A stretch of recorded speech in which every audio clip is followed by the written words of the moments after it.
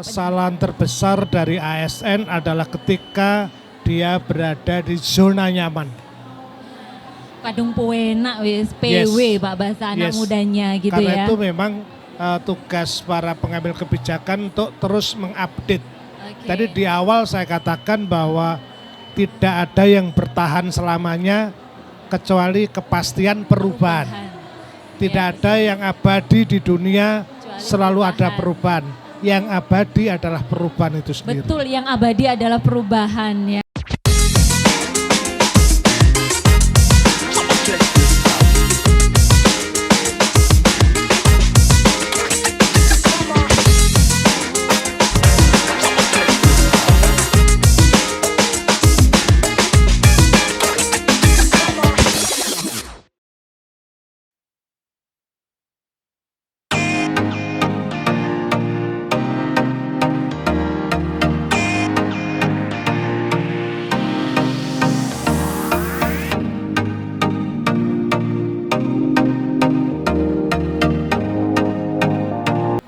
Assalamualaikum warahmatullahi wabarakatuh.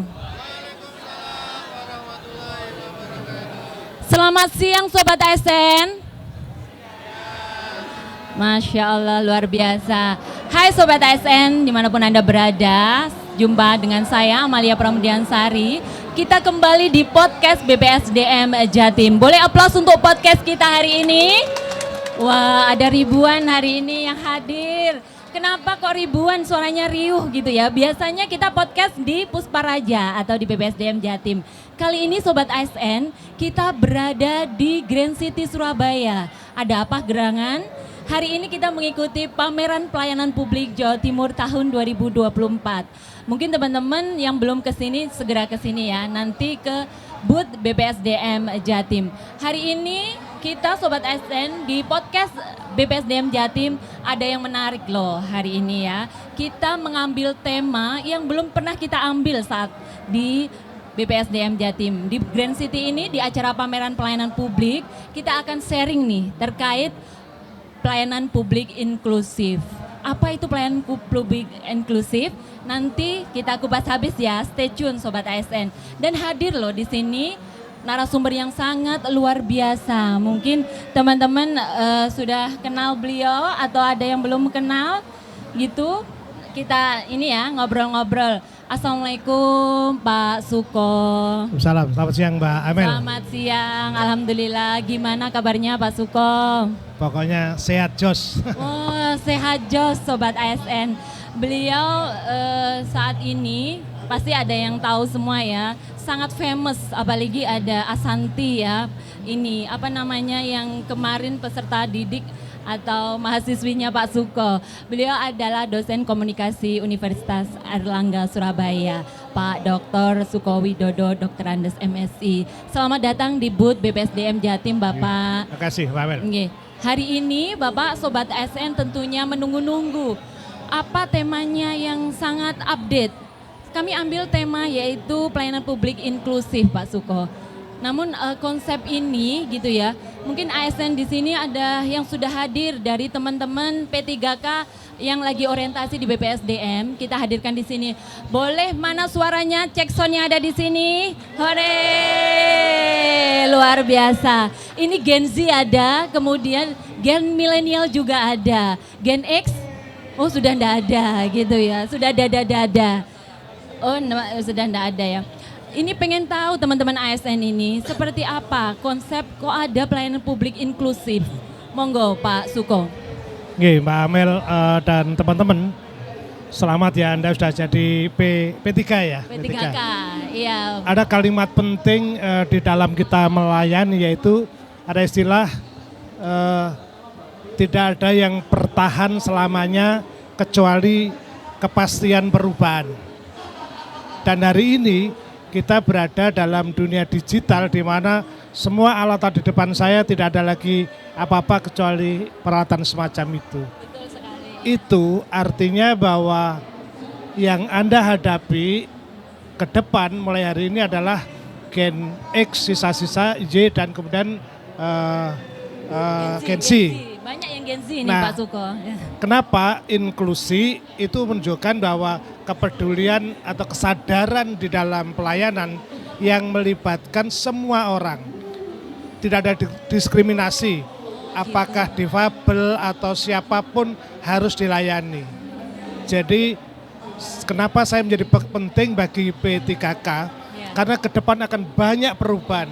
Misalnya work anywhere, bekerja dimanapun, bekerja kapanpun, dan peralatan ini saya tahu persis nasional akan mengawasi dengan AI.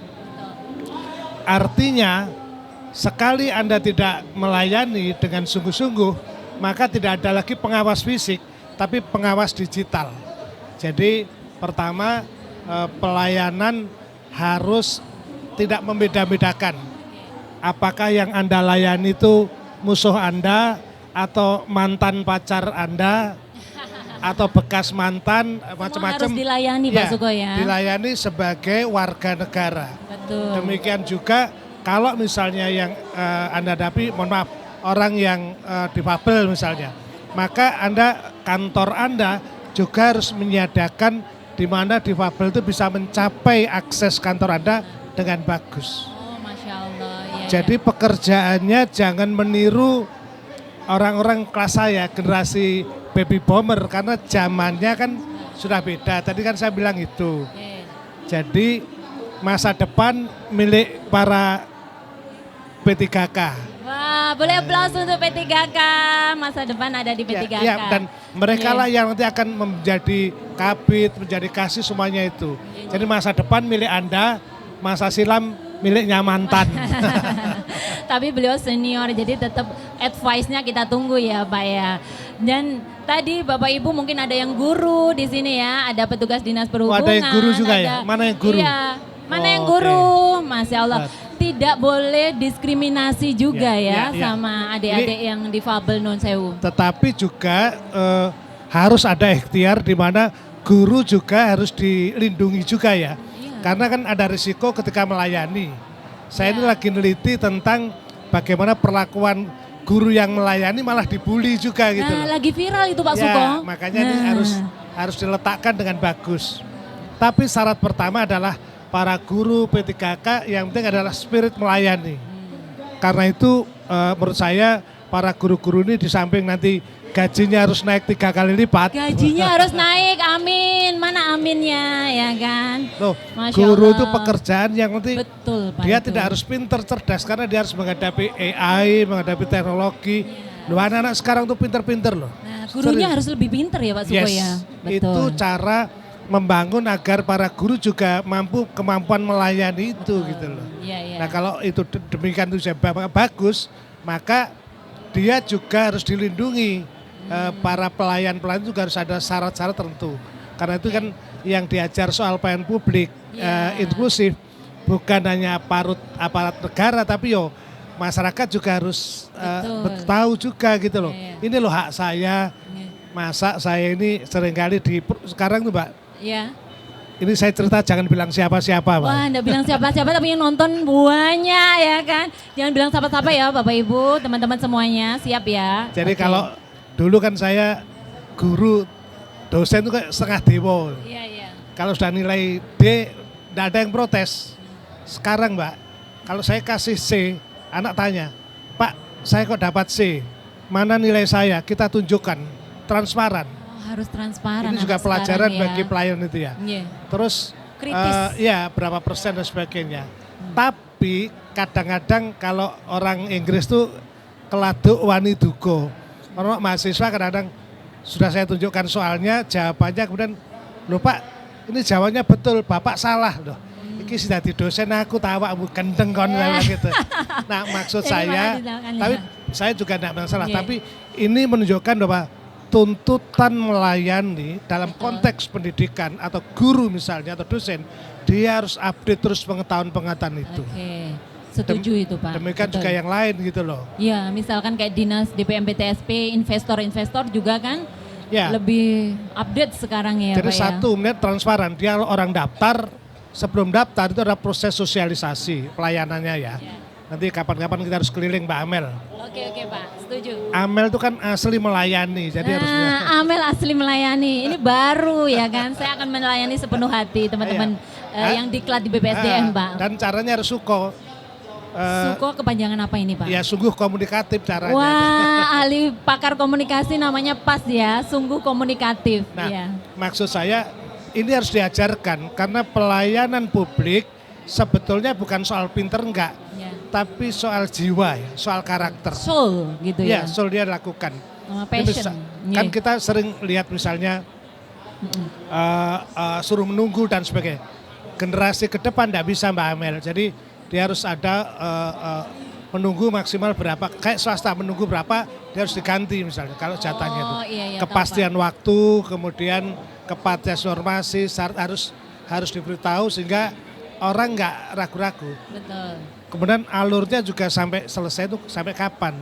Jadi iya, tidak harus pasti. kepastian adalah salah satu bentuk dari transparansi, baik. pelayanan itu. Iya. Oke Pak, luar biasa. Jadi memang masyarakat sekarang juga sangat kritis, pengen cepet, pengen pasti. Mungkin kalau di flight, kalau delay minta ini ya kompensasi gitu ya Pak ya. Iya. Jadi ada Kalau kompensasinya. Kami juga gitu. Kalau swasta memang kan apa ya, kalau enggak dia dituntut, tapi kan kalau di pemerintahan itu agak susah. Karena itu karena itu jangan sampai kemudian pelayan jelek. Kalau jelek dia memang tidak, tapi legasi atau opini publik atau apa ya, kepuasan masyarakat menjadi turun ketika pelayanannya tidak dengan baik gitu. Betul, dan itu bisa ini ya Google review juga itu ya Pak. Jadi Yes. teman-teman sobat ASN hati-hati ya kan. Sekarang mereka cukup dengan ngeklik Google review, wah pelayanan di dinas ini kurang bagus gitu ya. Itu yang baca se-Indonesia bahkan sedunia. dunia gitu ya. Google review, kemudian mereka juga di Instagram gitu bisa ini ya Pak, komplain gitu ya. Jadi memang pelayanan publik kami sebagai abdi negara, sobat ASN P3K di sini juga semua wajib upgrade, melayani dengan sepenuh hati tentunya ya. Dan jangan membeda-bedakan gitu ya Pak. Itu kunci inklusif di situ Mbak. Oke. Jadi sekarang tugas kita adalah bagaimana membuat para aparatur ASN P3K itu untuk memiliki kapasitas atau kemampuan yang dia sungguh-sungguh mampu melayani itu. Betul. Nah itu misalnya harus ada pendidikan. Misalnya kita mulai dari kejelasan informasi. Ya. Jadi Mbak, Informasi mereka ini. oh ya, Ya, salah berapa? satu yang pertama, Ya. namanya melayani itu pasti identik dengan komunikasi Mbak. Oh betul ya. Syarat pertama, Iya. karena tuh P3K yang nggak bisa bicara harus dilatih ngomong.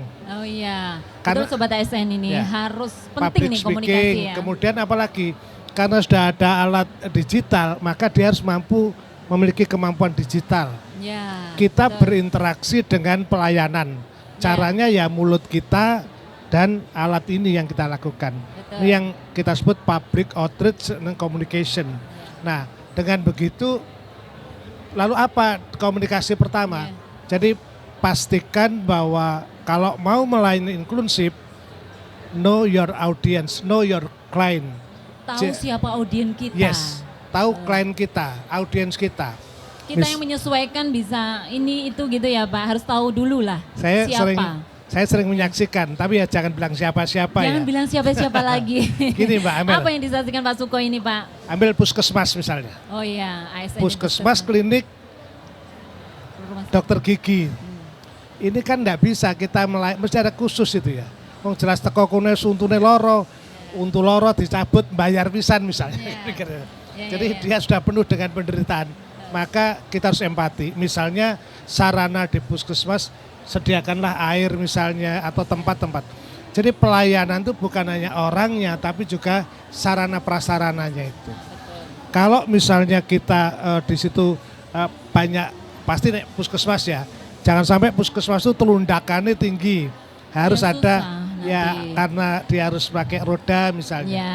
Ini juga perbaikan yang Oke. harus dilakukan. Jadi pelayanan publik inklusif bukan sekedar pelayanan omon-omon saja, tetapi juga penyediaan informasi dan Sarprasnya sarprasnya juga. Oke, iya kita lihat nanti Sobat ASN mungkin kantornya belum ada yang untuk kursi roda itu ya, yang miring itu memang sangat penting ya Pak, karena memang ada yang nun sewu pengguna layanan kita itu memakai kursi roda gitu ya, ada juga yang pakai krek gitu ya Pak. Kemudian ada yang difabel, sekarang sudah banyak loh Pak, OPD yang memakai ini untuk difabel, kemudian di alun-alun ada di apa namanya trotoar itu ya Pak, sarprasnya harus aware gitu ya. Jadi memang mereka juga harus dilayani Sobat ASN dan melayaninya dengan hati. Sakit gigi kalau yang layani ASN yang bentak-bentak tambah sakit ya kan. Bayar pisan kata Pak Suko.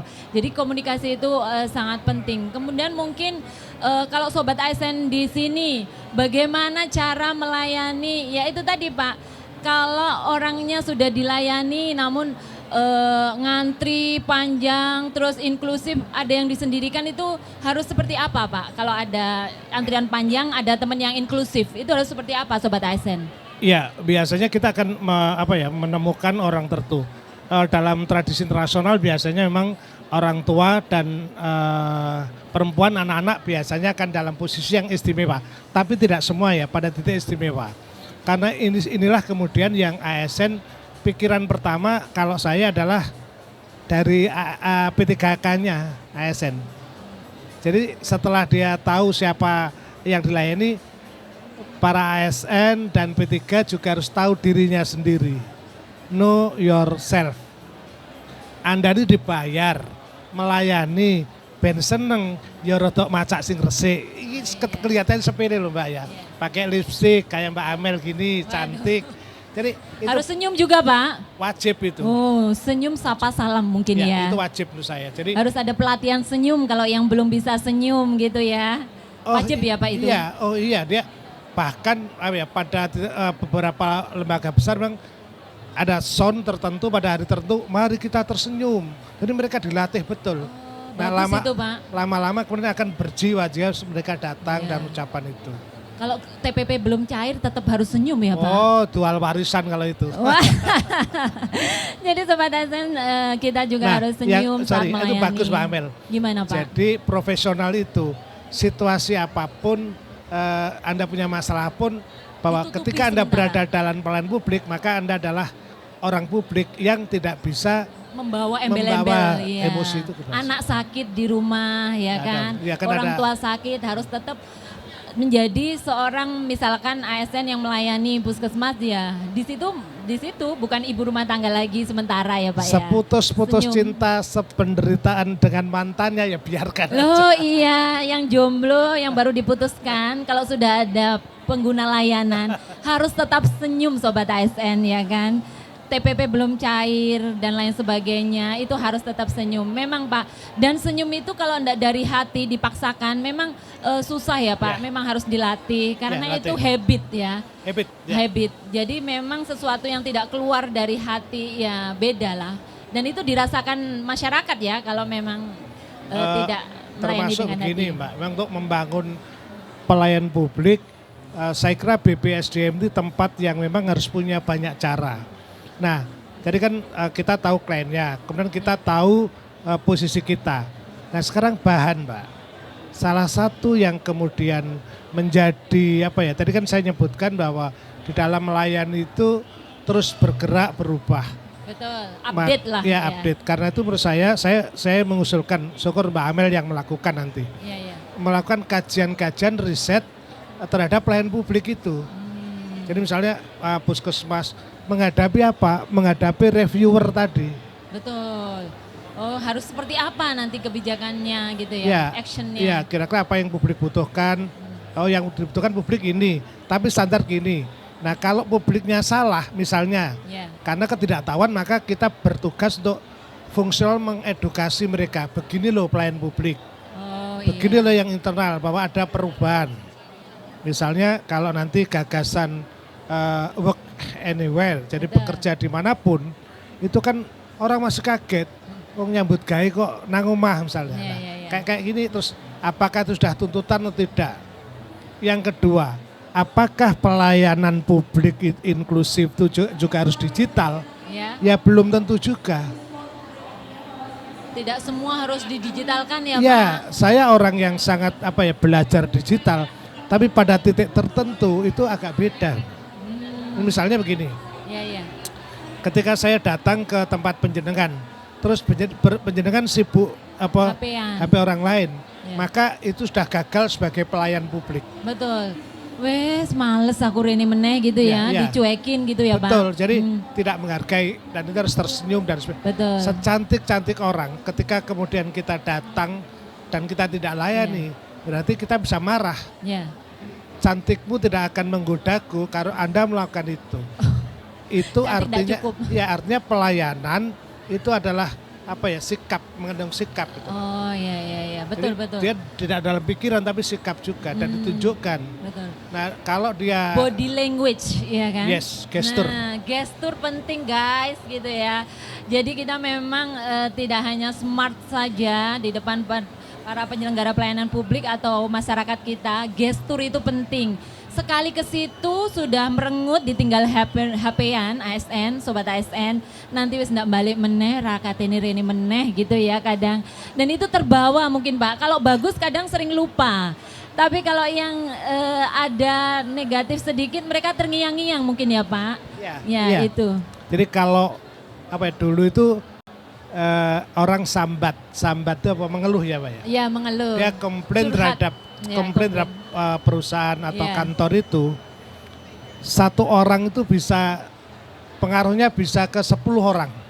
Loh, Teman-teman. digetuk tularkan Ya. Pak. Yo eman ya. Nggih. Tapi hari ini sekali mengeluh jutaan orang akan Lu tahu tambah banyak betul, ditaruh di grup keluarga, di grup apapun bahkan Ini, di karena sekolah. itu memang nanti pelayanan inklusif itu harus mulai dipikirkan dari BPSDM tentang bagaimana pelayanan jenis digital dan pelayanan jenis yang manual itu. betul. Nah, Jangan ditinggalkan. Ya, karena yang itu manualnya. teman-teman ASN juga mulai sekarang dan saya yakin Ya. ada program soal digitalisasi. Saya kira itu tugasnya Mbak Amel, Pak Ramli untuk Iya, menyusun betul. persiapan itu betul. ya. Dan nanti mereka harus belajar ke BPSDM mengembangkan kompetensi untuk service excellent itu ya Pak Ya. ya. Khusus inklusif juga Ya, gitu. dan semuanya. Jadi mulai sampai tukang sapu pun kasarannya harus belajar digital ke depan itu. Oh iya. Bukan ke depan, sekarang harus. Biar enggak tertinggal jauh ya. Iya, Luar kan negeri teknologi, sudah mau hidup di planet macam-macam. lain, Ya. Pak. Nggih. Betul. Dan itu kita harus aware. Jangan ada kata-kata, "Wes aku kate pensiun naik" gitu ya, Pak ya. Pensiun pun mau pensiun atau masih panjang tetap harus upgrade diri dan ilmu ini pasti bisa dipelajari gitu ya Pak. Memang BPSDM sudah melaksanakan yang service excellent Pak. Nanti akan ditambahi juga pengembangan kompetensi bagaimana cara menjadi pelayan publik yang inklusif gitu Ya. ya. Dan Termasuk khusus ini Mbak, itu. ini sepele mungkin ya. Nggih. Di dalam melayani dia harus dilatih public speaking. Iya. Public speaking itu salah satunya adalah membuat pesan yang urgent, menarik, penting Sampaikan. Ya. dan mudah disampaikan. Ya. Kan tidak bisa kita misalnya mohon maaf, kalau kita melayani orang yang pendengarannya kurang, Ya, nun sewu tunarungu. ya tunarungu Maaf. misalnya, Iya. tentu kan kita harus juga memahami, tadi kan saya ketahui mereka, Betul. maka kita harus memilih kata apa, satu. Yang kedua, teman-teman harus mulai membuat latihan negosiasi, negosiasi sehingga waktu 5 menit dia harus menjelaskan ini dengan cepat dan dia terima, karena yang terima banyak Iya. misalnya, itu kan salah satu yang layanan yang tatap muka. Iya. Seorang pelayan publik harus dilatih memilih diksi kata-kata yang bagus yang Betul. tepat itu. Jadi Mentes tapi juga di telinga itu tidak menyakitkan gitu ya Pak ya. Mbak Amel lebih paham saya kira. Oh iya, Saya betul. sering misalnya Mbak, kita di dalam satu kantor itu nyari siapa? Saya nyari apa? Oh nyari ya. Dia dengan jawab gini Pak. Oh nggak ada Pak, tunggu saja. Masya Allah. Dinas Padahal- mana ini? Dinasnya Nah, Sobat ASN atau nggak. badan enggak tahu ya. Itu negara tetangga. Oh negara Konoha teman-teman ya Jadi kan. padahal Mudah-mudahan nggak ada di sini. pimpinannya itu sudah janjian dengan Janjian. saya itu. Jadi Malunya di sini ya Pak. mestinya ya kan oke Pak, tunggu sebentar. saya cek dulu ya. Jadi ada proses semacam itu. Betul itu. Karena kalau Dan tenang ya mendengarkan itu Ya. tamu itu Pak, seperti Ya, itu. harus. Walah Ya. Mbak, ngomong sing apik ae lo ya, podo-podo keluarnya dari mulut gitu ya. Itu yang menjadi penting. Ya betul. Tapi saya kira memang P3K, ASN adalah orang-orang yang secara kadar intelektual itu Ya. memiliki kualitas Sudahlah. bagus. Ya. Tetapi pelayan publik tidak cukup hanya dengan pinter, Betul. tapi care, Nah, empati. aware. Tugasnya Mbak Amel, Pak Ramli Oh itu. iya, ada muatan lokal kok Pak, tambahan public speaking, leadership di semua pelatihan insya Allah, gender. Itu penting ya, sehingga 1 JP, 2 JP itu memang kami selipkan itu ya. Bagaimana cara menjadi seorang abdi negara atau pelayan masyarakat itu yang melayani dengan hati dan nges di hatinya masyarakat gitu ya, Pak. Ada satu, Nyenengke lah gitu. ya, ada satu rumah sakit di Jawa Timur, tetapi dia bukan rumah sakit pemerintah ya. Oke. Rumah sakit swasta yang sekarang tuh konsul dengan kami, dia membuat keunikan, membuat rasa Jawa dalam rumah sakit itu. Awalnya saya nggak mungkin, tapi dia cerita, Pak Suko kalau saya ngomong diinjeksi, kadang mau nggak ngerti injeksi Iya. itu apa. Disuntik Ya, Pak, tapi memang dia masih sebatas pelatihan itu. Terus Ya. mereka maunya kan pakaian yang Jawa. Saya bilang ya terus berubah sehingga yang simpel aja dan mungkin cukup sebulan sekali.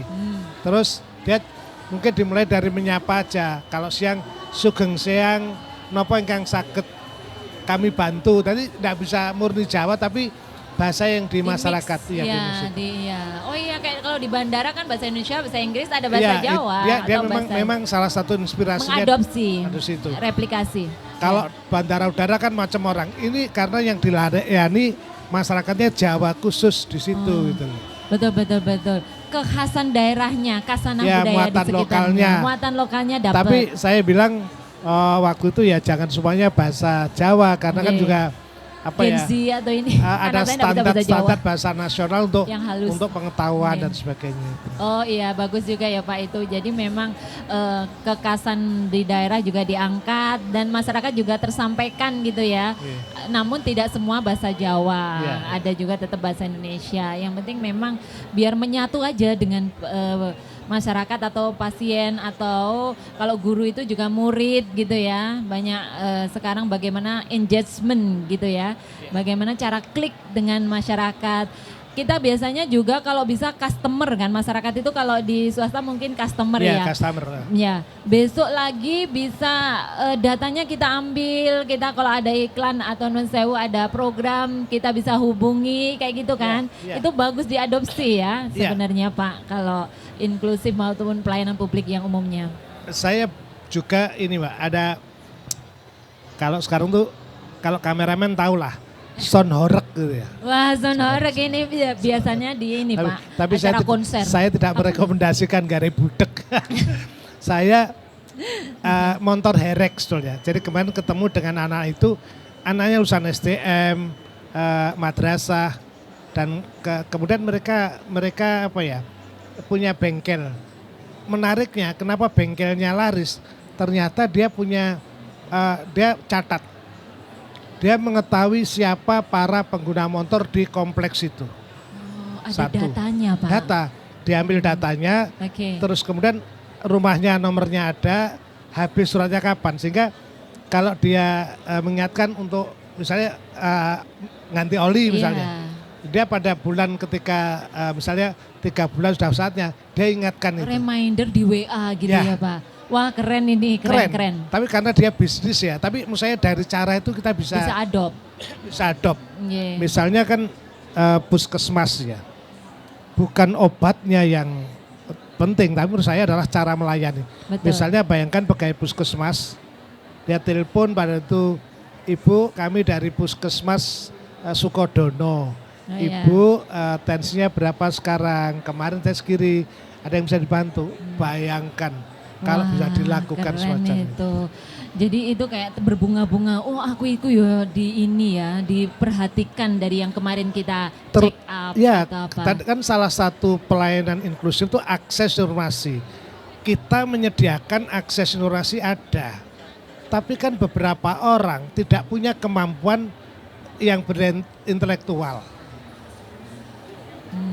Kalau kita hanya melayani yang mampu berarti diskriminatif, kita tidak inklusif.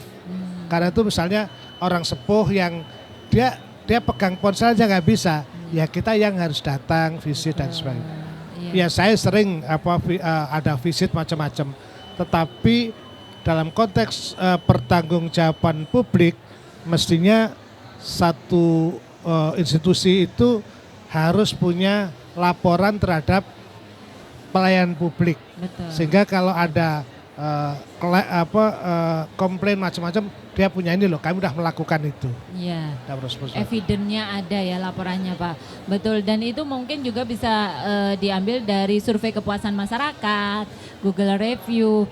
Dan sekarang memang ini loh Pak, teman-teman itu memang harus kita galakkan ya di pelayanan publik itu. Google Review itu ya jangan dibiarkan, ada dijawab gitu ya. Dijawab minimal. Kalau dibiarkan tambah nemen. Kalau terima kasih atas informasinya, minimal yang standar gitu ya. Nanti silakan hubungi kami di website ini. Namun ada apa ya maksudnya? Ada respon lah gitu ya. Jadi kalau sudah berapi-api kemudian mereka itu kasih masukan, dibiarkan di Google Review atau di DM itu dibiarkan, itu memang tambah.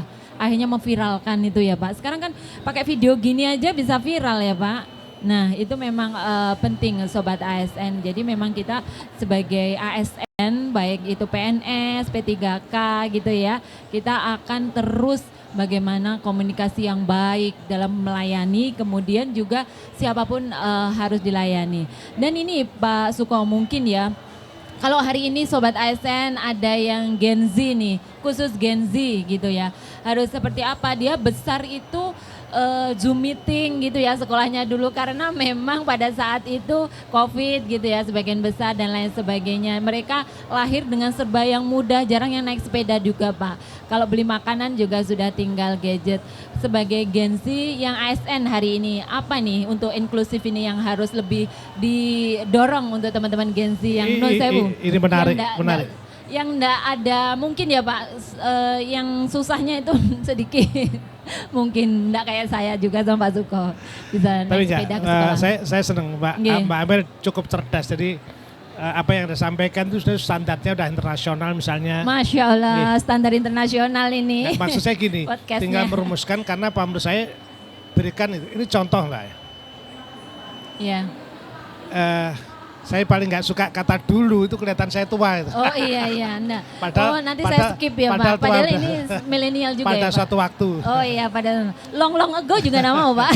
Pada generasi itu, ketika orang naik sepeda, ada batu di jalan, maka dia naik sepeda itu berhenti. Dan kemudian mengambil batu itu untuk dipinggirkan, karena takut orang lain jatuh. Iya, betul. Naik sepeda motor, kalau ada orang tua, kita berhenti dan kemudian nyetop kendaraan agar orang tua itu bisa nyebrang. Katanya. Tapi mohon maaf dengan mohon saya, banyak generasi Gen Z itu yang tidak mendapat kesempatan soal etika komunikasi. Kalau ada batu di jalan malah dilempar. Atau kalau ada orang tua, dia cuma menghindari sambil teriak, biayaan tuwek metu. Masya Allah, semoga tidak terjadi. Nah, saya berharap bahwa P3K tidak menjadi generasi yang tidak care, tidak empati, tidak peduli itu. Tugasnya Mbak Amel untuk menjadi guru bagi mereka. Ini perkara serius, Mbak. Cius, perkara cius ini.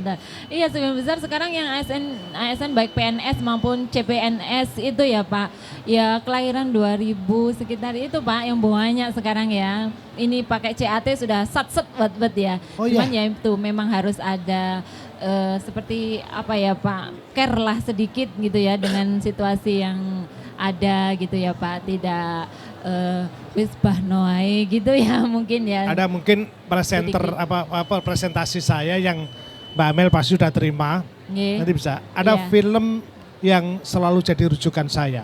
Film itu tahun 2011 judulnya The Intern. The Intern. Oh, Intern. Film aja. itu dibintangi Robert De Niro dan Anne Hathaway yang cantik. Nah, usianya jauh. Whittaker namanya si bintang tua itu, yaitu Nicholas itu. Dia pensiun dari sebuah perusahaan. Dia kaya raya. Tetapi dia masih sehat. Maka dia memang akan magang pada perusahaan karena untuk ngisi kesibukannya. Dia ngelamar, dia masih bawa koper model kotak hitam Pak itu. Iya, yang dia, dijinjing itu ya Pak? Iya. Pakai jas. Nah di kantor itu anak-anak muda pakai kaos macam-macam. Nah kemudian direkturnya itu punya masalah. Tapi intinya bahwa era sekarang adalah kalimat saya kemudian begini.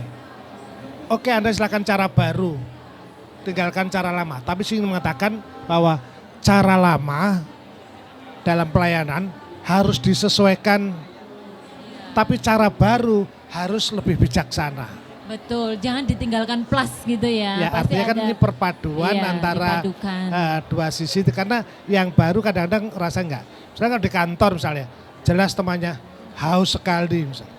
Sebelahnya ada aqua, tidakkah dia ada air mau misalnya. Lah peduli terhadap ini adalah bagian dari cara berpikir terhadap melayani. Betul, sense of melayani gitu ya. Ya, harus sense ada apa ya? Memiliki ya, bisa juga dalam sebuah institusi misalnya sense of belonging dari institusi itu. Dalam satu korps kantor juga boleh. Oke, betul. Mbak Amel lah jadi guru yang gitu.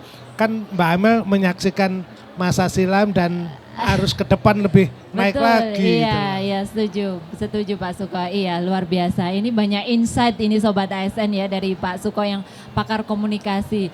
Itu tadi memang diinternalisasi dulu ya Pak. Kita harus membiasakan diri dulu karena memang kalau kita di dalam diri kita tidak bisa atau mungkin kita tidak merasa bersyukur dengan yang kita punya gitu ya, bisa senyum, cantik, ganteng. Isinya kalau ngeluh saja, apalagi melayani orang ya pasti keluarnya gitu ya Pak ya. Sebenarnya self love dulu juga ya para ASN dan pelayanan publik ini. Kesalahan terbesar dari ASN adalah ketika dia berada di zona nyaman.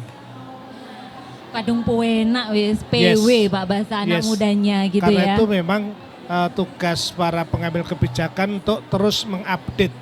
Tadi di awal saya katakan bahwa tidak ada yang bertahan selamanya kecuali kepastian perubahan. Tidak ada yang abadi di dunia, selalu ada perubahan. Yang abadi adalah perubahan itu sendiri. Betul, yang abadi adalah perubahan ya kan. Maka terus berubah tata caranya dan terus bergulir. Mungkin saya harus mengatakan mungkin sebagai sebuah akhir dari diskusi ini Mbak ya. Ada kalimat yang penting dari seorang futurolog namanya Alvin Toffler. Beliau mengatakan bahwa abad ke-21 orang yang buta huruf bukanlah orang yang tidak bisa membaca dan menulis, tetapi adalah mereka orang yang cannot learn, orang yang tidak dapat belajar karena sarananya terbatas. Yang kedua, unlearn, orang yang punya peralatan banyak gini tidak mau belajar, tapi hanya dinikmati untuk hiburan saja. Scroll terus gitu ya Pak. TikTok dan jadi gadis status. Aduh eman dan sayang yang ketiga adalah orang yang relearn, orang yang mengulang-ulang. Biasanya gini. Yang kita hadapi sekarang berbeda dengan kemarin. Karena itulah tugas pelayan publik yang inklusif adalah ketika dia punya pikiran mengupdate. Bukan hanya pikirannya tapi juga caranya. Tetapi sikap, komitmen dia tetap menjadi kearifan bagi dan itu hanya bisa dilakukan kalau dia terbiasa menghabitkan. Menjadikan itu sebagai habit ya. Waiting tresno jalanan soko kulino. Hari ini saya bisa mengucapkan selamat siang, besok mungkin tak ganti good afternoon misalnya. Boleh kata-kata boleh ganti, tapi sikap mengucapkan itu yang tetap harus ada. Apapun yang diucapkan tapi sikapnya itu. Kira-kira gitu Mbak. Iya, betul-betul. Boleh berbeda tapi sikap. Iya, Kayaknya betul. kita harus latihan bareng Mbak, kita bikin workshop itu ya. Oh iya, saya sangat suka public speaking dan seperti itu Pak, show saya. Jadi Ya. luar biasa ini ketemu dengan Pak Suko ini, kalau bahasanya match atau ngeklik gitu ya Pak Suko ya. Iya betul, benar sekali itu Pak. Jadi memang good afternoon hari ini, besok selamat siang. Dan itu memang kalau sudah menjadi, memang dipaksa dulu kadang ya Pak. Kemudian terbiasa, kemudian menjadi habit. Kalau enggak senyum sama orang itu ada yang kurang gitu. Dan mungkin diinternalisasi juga, senyum ke orang itu bukan juga ini ya untuk orang lain, tapi kita merasa mendadakan bahwa diri kita oke gitu ya Pak ya. Kita dalam keadaan oke. Kalau misalkan kayak air di dalam teko yang hitam, keluarnya biasanya juga air yang hitam ya Pak. Kalau diri kita air putih yang ada dalam internal diri kita, keluarnya juga putih. Menyapa para pasien, para masyarakat itu juga dengan bagus, dengan senyum gitu. Oke Pak Suko, mungkin closing statement biar untuk teman-teman Sobat ASN khususnya penyelenggara pelayanan publik yang harus inklusif itu seperti apa Pak? Monggo untuk closing statement. Mbak Abel, saya makasih banget ya diundang ke sini. Kapan-kapan saya memaksa untuk Anda undang saya nanti ya. Oke, boleh. Podcast ini terbuka ya teman-teman. Kalau ini jam kapanpun itu pokoknya jam kantor terbuka Pak. Ada di sebelah lobby itu loh. Ye, Setuju? saya Kita senang. undang lagi Pak Suko. Nah, saya tadi ketika lihat teman-teman BPSDM tuh krunya sudah tersenyum sama saya. Oh berarti sudah ada bagus lolos hari ini. Wah, alhamdulillah semua senyum Pak. Bajunya juga seragam, senyum. Ya, Sudah poin Pak kami. Seragamnya baru dan mereka minta baru lagi kelihatan. Karena diangkat Pak Ramli, seragamnya tambah lagi ya. Oh, kalau Ramli percaya. Oh, iya. Maksud saya gini, Anda harus melayani dengan baik. Oke. Kepada siapapun tanpa diskriminasi. Betul. Misalnya ada masyarakat yang salah, bagaimana akan mendidik, menghasilkan yang baik jika Anda mengajarnya juga tidak baik. Oh, luar biasa itu Pak. Nggih. Kalau Anda Setuju. marah kan mendidik, mengajar dengan cara salah. Oke. Kan berarti bertumpuk kesalahan dan itu akan menjadi kekacauan sosial. Oh, iya, Jadi mari kita melayani adalah selalu bicara baik, dengan cara baik dan tentu niatnya baik. Oke, luar biasa. Ini closing statement yang ini ya. Kita harus internalisasi, bukan hanya Sobat ASN saja, saya juga nanti akan melaksanakan apa insight dari Pak Dr. Suko Widodo, Dr. Andes MSI. Baik Sobat ASN, tidak terasa Pak Suko hari ini di tengah kita berada di pameran pelayanan publik, BPSDM berkomitmen ini meningkatkan para ASN baik PNS maupun P3K yang menjadi garda terdepan pelayanan publik ya Pak, untuk mengembangkan kompetensinya khususnya di service excellence Sobat ASN. Bagaimana melayani dengan hati, bagaimana melayani yang tidak membeda-bedakan, bagaimana tadi komunikasi yang baik gitu ya, yang memang harus diinternalisasi. Tidak apa di depan kaca mungkin ya mencoba gitu ya Pak ya, mencoba melayani di depan kaca itu bagus enggak? Senyum saya belum simetris atau sudah atau belum gitu ya Pak Suko. Di depan kaca dulu, selamat pagi, ada yang bisa saya bantu, itu memang kalau kita biasakan nanti keluar dengan sendirinya gitu ya Pak Suko. Baik, luar biasa ini dengan pakar komunikasi itu tidak ada habisnya Sobat ASN. Dan saya suka sekali juga karena memang passion saya Pak Suko, jadi senang sekali di public speaking sama self development. Mungkin teman-teman juga ada yang passion ini. Jadi mungkin ini baguslah insert hari ini akan kami internalisasikan, akan kami laksanakan.